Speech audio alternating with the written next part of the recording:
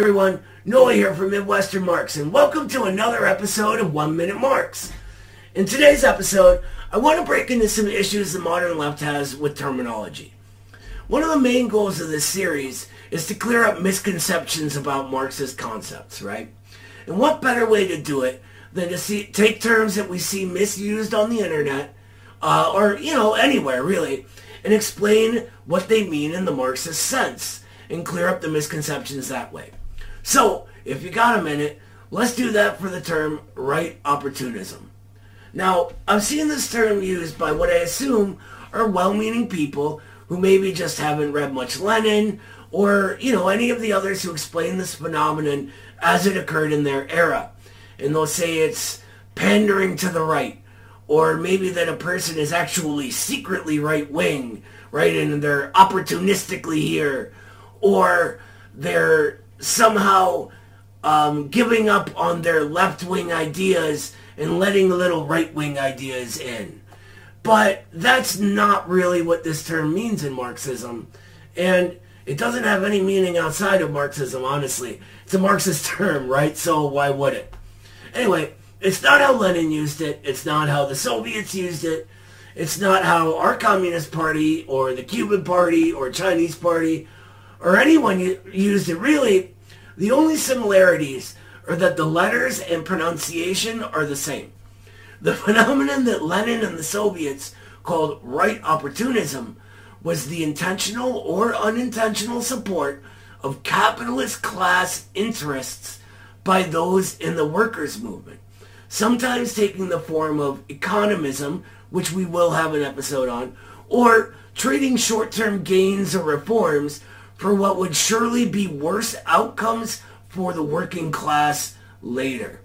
For example, the leaders of the Second International voting for war credits to fund their capitalist class in World War I was right opportunism, right? They made a move to the right during a time of acute crisis in their context, and they supported their own capitalists, therefore conserving capitalism rather than the progressive or more left move of organizing the working classes of their countries to stand against their bourgeoisie in alliance with the working classes of other countries, such as parties like the Bolsheviks did, right?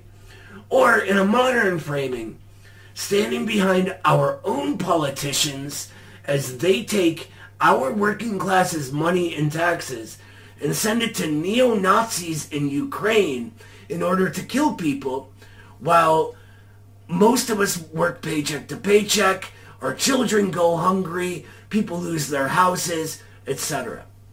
It is never, ever, ever opportunism to try to gain the support of the working class behind its Communist Party, or to spread class consciousness among those who don't have it, right?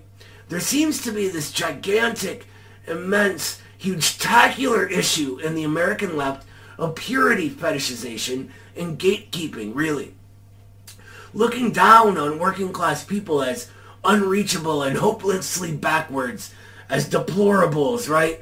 Rather than showing them that communists are fighting for their interests as working class people, winning their support away from those who would mislead them and organically correcting those backwards ideas. I think this mistake in terminology stems at least in part from this phenomenon, and it sort of assumes a colloquial understanding without looking into it. We get this very liberal notion that we're somehow better than others, right?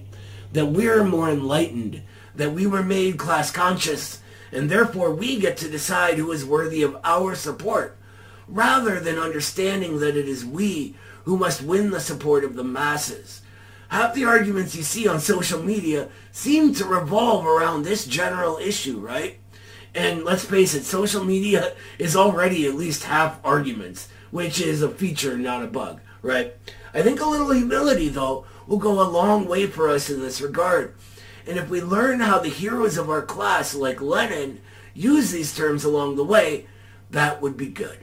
Anyway, I've wasted enough of your minutes for the day. Thank you so much for watching, and we'll see you next time.